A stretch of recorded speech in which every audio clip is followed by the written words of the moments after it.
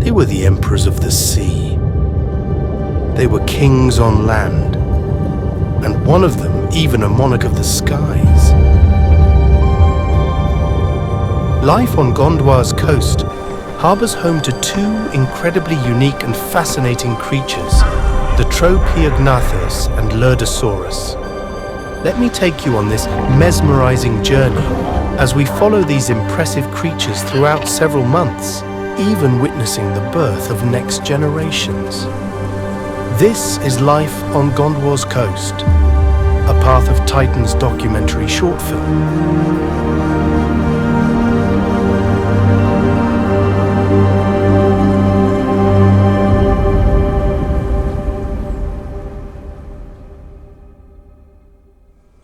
It is April. Warmer ocean currents finally draw back to shore. On the cliffside, a colony of Tropeognathus begin to wake up. These pterosaurs prefer easy mornings, basking in the sun and taking their time. Today, however, the colony is more vocal than usual.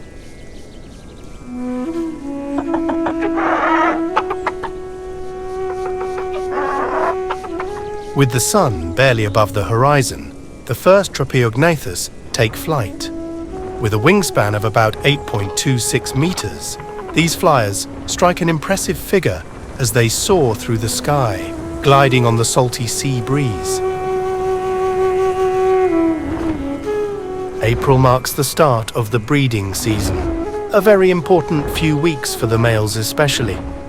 Male Tropeognathus can be easily recognized by their colorful beaks, also referred to as lipstick. The more colorful the beak, the more likely it is that they will find a mate.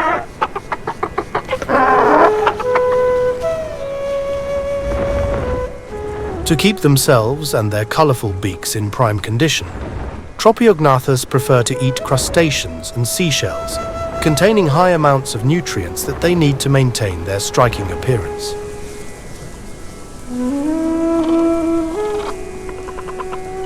The younger Tropeognathus are referred to as fledglings, with this young female still being somewhat clumsy as she tries to take to the skies. More and more male Tropeognathus gather. A wide array of colors and patterns grace the coastal shoreline.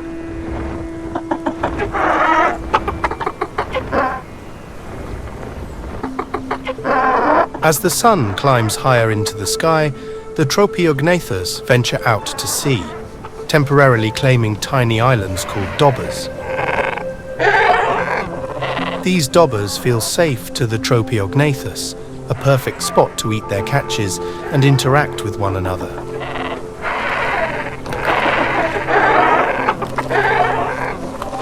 Heavily outnumbered, the tiny handful of females make their way over to the most populated dobber.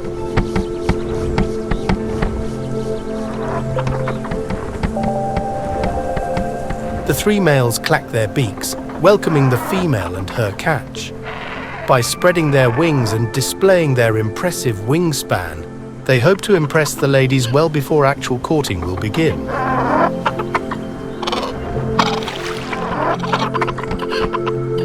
Female Tropeognathus can be recognized by their duller colors, better fitting in with their nests. Bright, flashy colors are of no use to them. The duller, the better.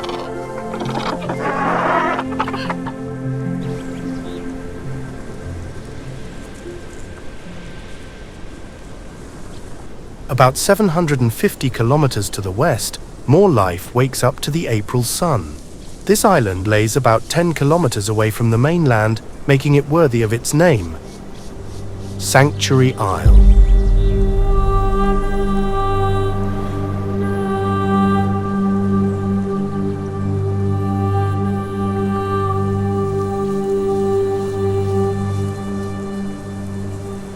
Sanctuary Isle is one of the communal nesting grounds for this semi-aquatic herbivore, the Lurdusaurus.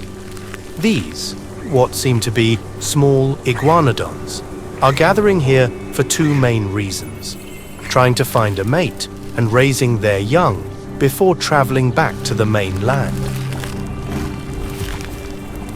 Lurdusaurus are mostly seen around coastal areas, wallowing in the mud and basking in the sun. They prefer to do as less as possible during the day, when the sun bakes high up in the sky, to conserve energy for when the sun finally dips low enough.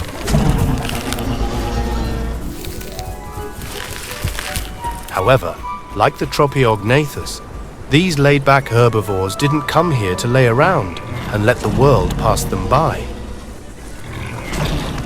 Male Lurdusaurus, also known as jacks, will frequently broadcast to try and catch the attention of the females that are referred to as betties.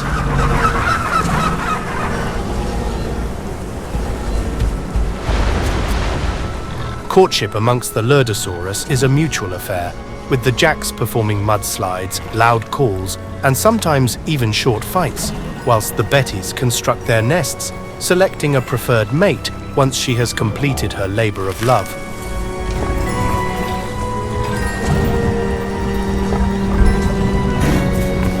By presenting him with a gift of her choice, they seal the deal. The two are now mated and ready to begin their next chapter. Others, like this albino female, continue constructing their nests whilst paying close attention to the jacks, who are doing their absolute best to gain favour of the single ladies.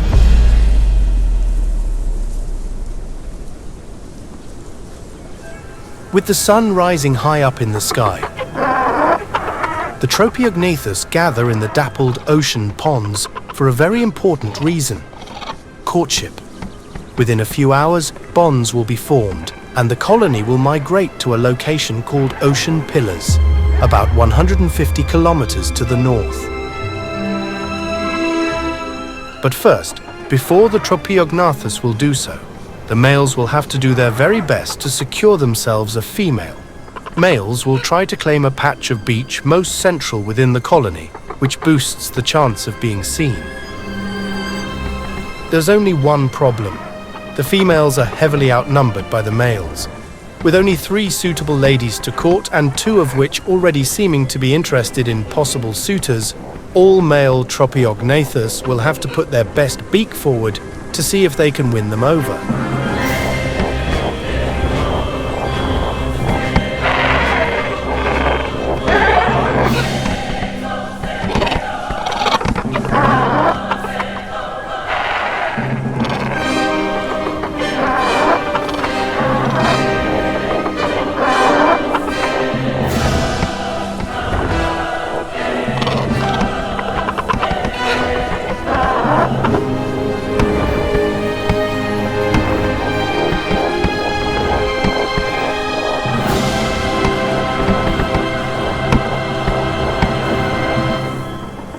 Despite their best efforts, the female Tropeognathus didn't budge.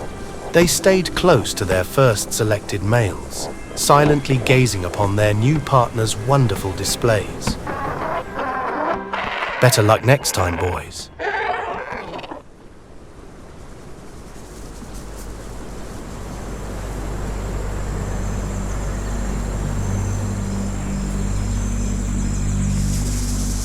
Peace and calm claims Sanctuary Isle. The last few rays of sunlight provide enough warmth still to bask, making this evening one that is very much appreciated by the Lurdusaurus.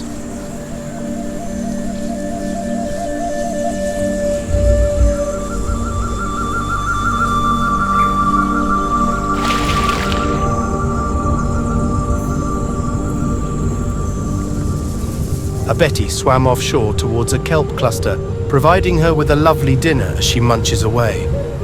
With her belly filled, she plunges back to shore, joining the others of her so-called bloat, her group. For the weeks to come, rest will be central for this Lurdusaurus bloat. The Betties especially will need all the rest they can get, with sleeping hours varying from 10 to 22 hours a day, waking up only to eat and bathe. The jacks will patrol the island, and in contrary to the Betties, will only take naps from 10 to 20 minutes, rarely closing both eyes to make sure nothing happens unseen.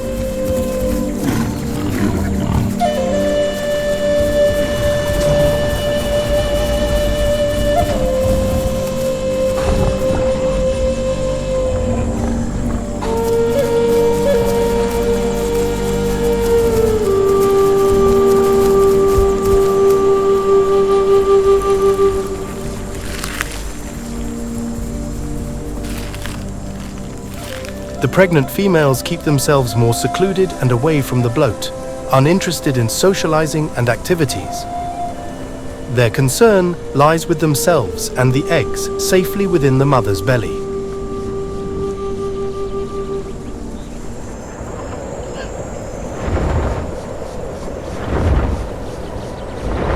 The first Tropeognathus take to the skies.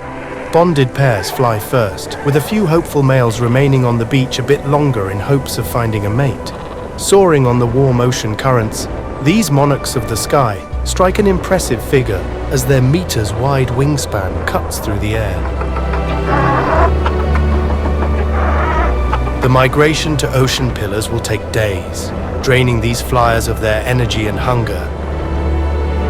However, instinct propels them forward, a gentle push guiding them in the right direction. Their chatter can be heard miles away, an indication that summer is closing in. When the Tropeognathus migrate, summer will follow.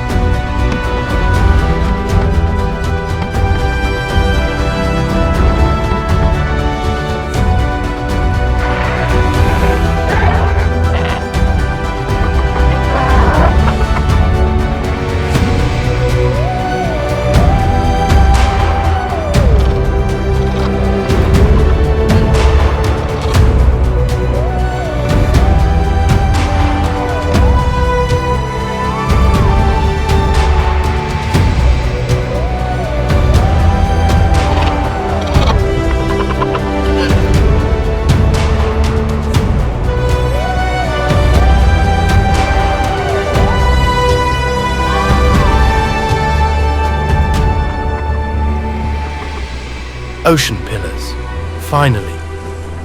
After days of non-stop flying, the colony enters the communal nesting grounds.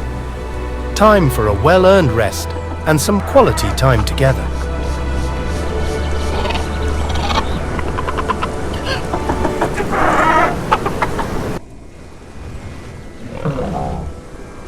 The end of June has arrived, and with that, a baby boom of baby Lurdusaurus. The betties that are without offspring find themselves more than content, just basking in the sun and resting on the warm beach. After spending their first weeks within the nest under the watchful eye of their mothers, the pups are finally ready for the next step. Learning to swim is a crucial part of the Lurdusaur's identity. The mothers encourage their pups to follow them into the shallows and eventually into deeper waters.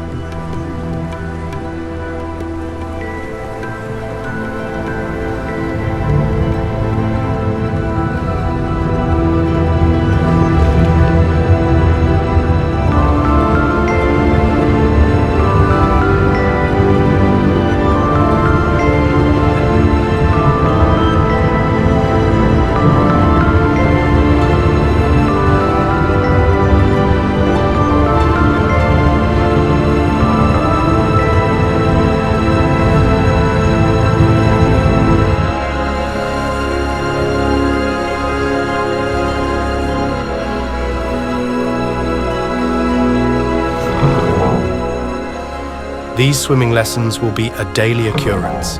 When the end of September is near and autumn draws closer, the whole bloat will travel to the mainland where pups and parents will separate to go their own ways.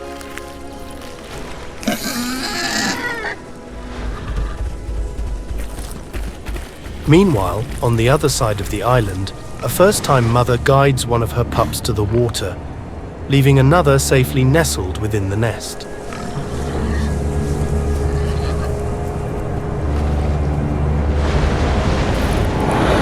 A Hatchlings grabs the unsuspecting pup. By pure luck, the carnivore lets go of his catch, teaching this mother a very important lesson. swim where all others swim. If the beach is empty, it's with good reason.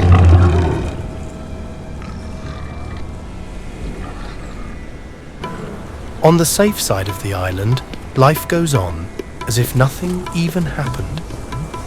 Two unrelated Bettys greet each other, standing on their hind legs and sizing each other up.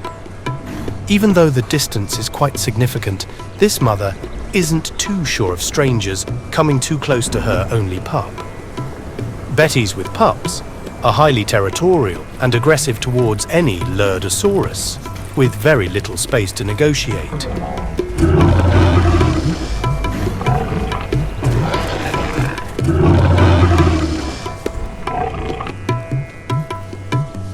This female made a wise choice. Back up and give Mom space.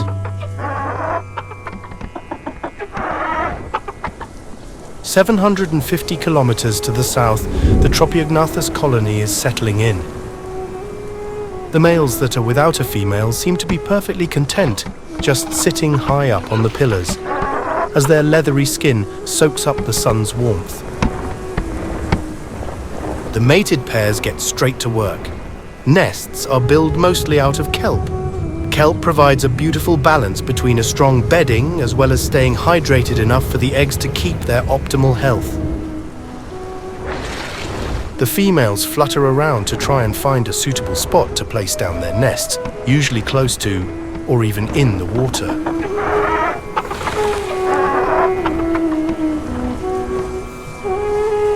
With the pairs actively working on their nests, those without partner or duties simply bask in the sun, clacking their beaks and spreading their wings to catch the most warmth. Some even lay down completely to sleep and recharge. These two Tropeognathus formed a first-time bond together, and a very strong one at that. The female playfully invites the male to come fly with her, as she's ready to select a nice spot to build her first nest ever. From above, the beautiful male follows her every move until eventually flying down to land beside her.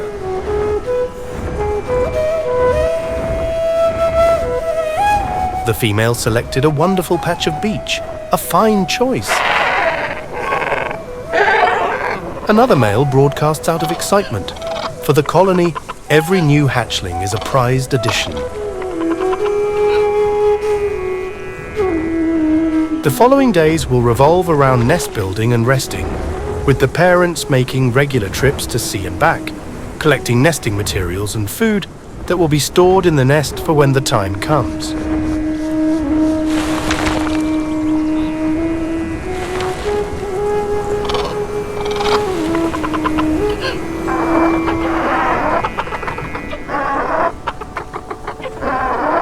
A common misconception about these elegant flyers is that those without partners are lonely and pushed to the sides of the colony. On the contrary, both males and females, but males especially, find solace in each other. Apart from their duties as scouts and observants, males are often seen sitting side by side, gently moving their long beaks in unison and taking the time to get to know each other.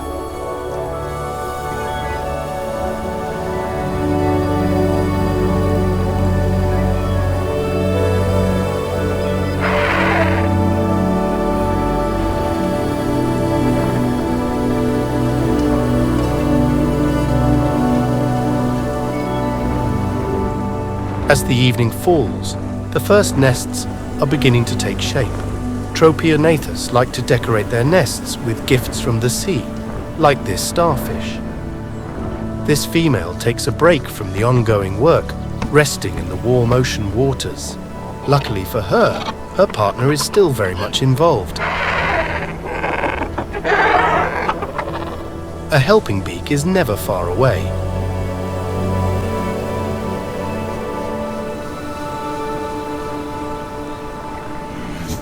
At 750 kilometers to the west, the Lurdusaurus bloat is enjoying their leisurely lifestyle. The jacks don't do much after the pups are born, and Bettys without pups are perfectly happy to let the world drift by. One Betty, however, has zero time to do just that. With 5 pups in total, she's got her claws full. The pups are being entertained by a Rhamphorhynchus, a little ally to the Lurdusaurs. Surely this mother of 5 can appreciate a babysitter in the form of a tiny winged rat.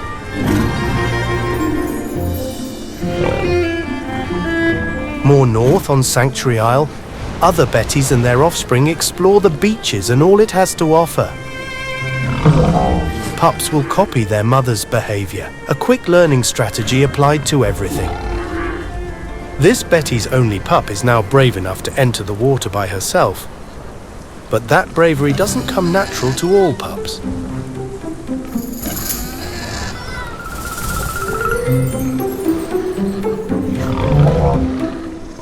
As the older pup of the two carelessly follows the mother into the shallows, the younger pup is stating a clear no. The mother calls for her child, but this cheeky pup has already decided that no will continue to be today's answer. Mom carefully pushes her baby feet first into the water, a harmless dip, so to speak. Slightly overwhelmed, the Lurdusaurus pup rushes out of the water to hide behind a log. This is going to be a long day. Perhaps her older brother can convince her. With friendly bloats and squeaks, he tries to encourage his little sister to follow them into the sea. And just like that, the tiny pup's toes dip below the water level. Success!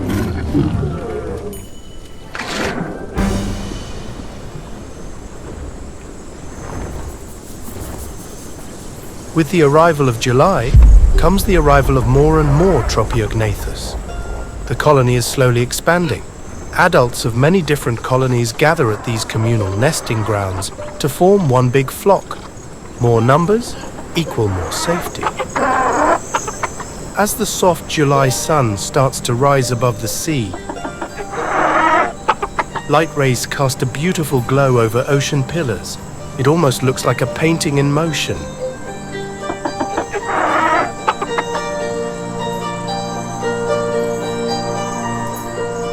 Those without the duty of a nest or partner patiently sit on top of the highest rocks and pillars, waiting for the sun to warm them up.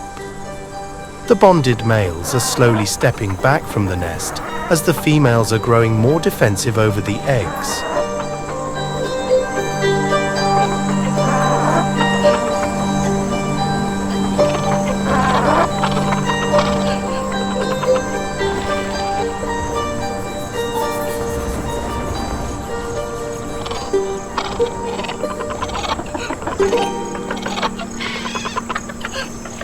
More and more light cloaks the beach as hours pass by. One male has discovered that his fledgling has broken free already. However, Mom is not having it. What do you think? Are these single males suddenly happy that they do not have to deal with their partner's wrath? Will she act like that too? There's another male behind this nest, up that pillar. Perhaps he's sheltering from his lady up there as well. Who knows? She might be just as sassy. As if one lesson wasn't enough, this first-time dad chose not to listen. He's back.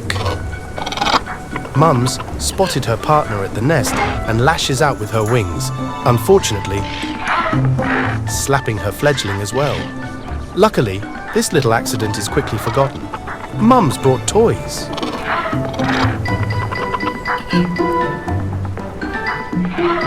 Oh gosh, there he is again. Will he ever learn?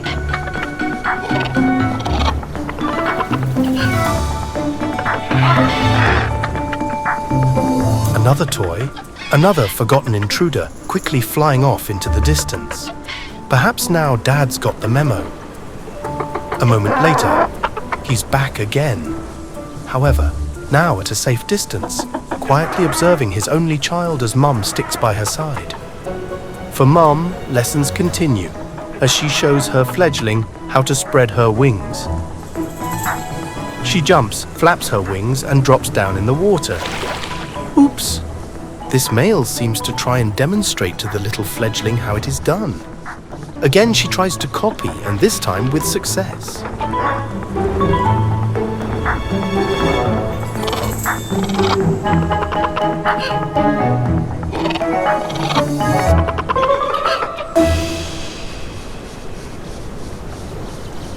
With August rapidly closing in, Sanctuary Isle's residents have almost doubled in numbers. Pups of various ages, some as much as 1 month older than the latest arrivals, waddle carefree behind their mother. Betties with pups are seen joining forces, simply sharing the task of babysitting. And while the mothers tend to their offspring, the jacks grow more restless and uneasy. It won't be long now before the entire bloat will leave this island to travel back to the mainland. This will be a long and demanding journey.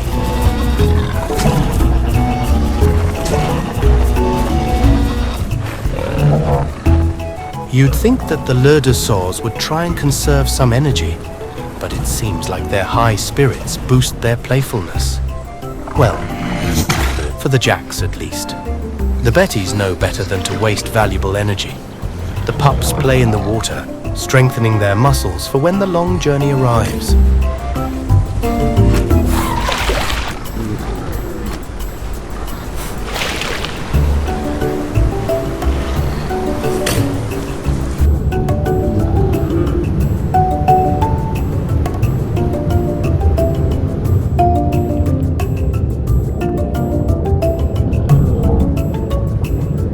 On land, a little Rhamphorhynchus cleans up the Lurdusaur's skin. A feast for the little Ramphy, if he won't be squashed.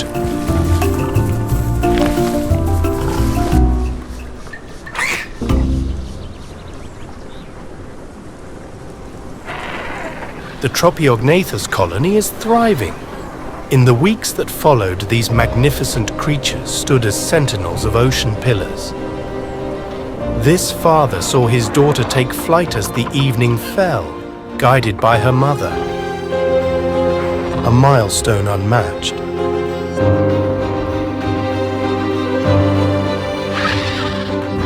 These new parents saw their first fledgling hatch, their excitement echoing far and wide. This father is finally allowed to connect with his baby, a wonderful sight to see. And here, partners reconnect after all the bickering and hard work. The colony will spend their last few days here enjoying the abundance that Ocean Pillars has to offer. Some, however, prefer to take to the skies. A mesmerizing aerial dance performed from the heart.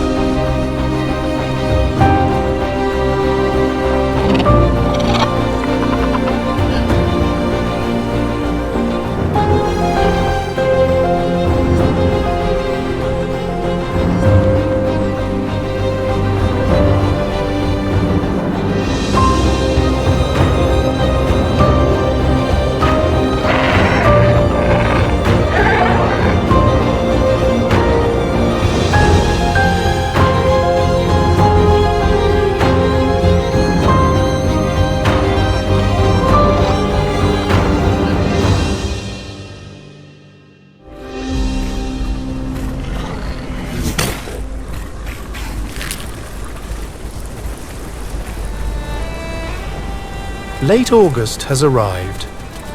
For this tight-knit Lurdusaur bloat, the time has come to leave the warm embrace of Sanctuary Isle. The main land calls them home. Betties and their pups gathered, a migration done many times by the adults. Guided by a soft sun and gentle breeze, their travels begin. This is also the beginning of an end. A final journey between the mothers and their offspring.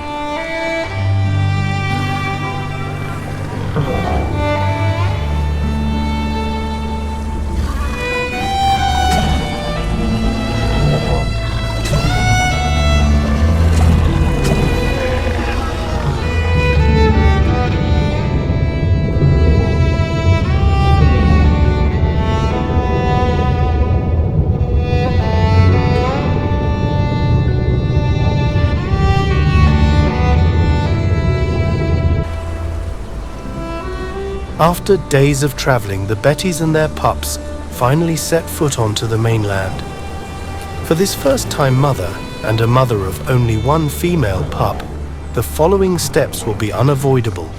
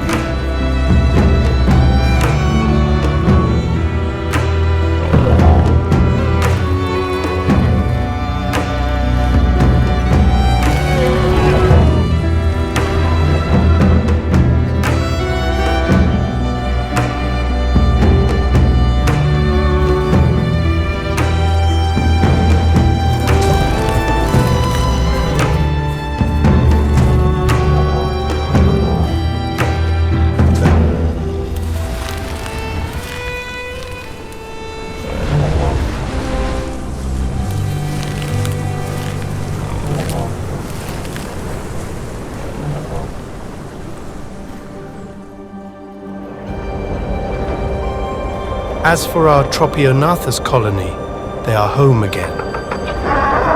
Soaring through the sky across familiar lands, these impressive creatures have come full circle. Their offspring, now closing in on their adult forms, soar alongside their parents, able and excited. A red sun calls them home, a beautiful homage to a beautiful world that we were so fortunate to catch a glimpse of. An ode to life on Gondwa's coast.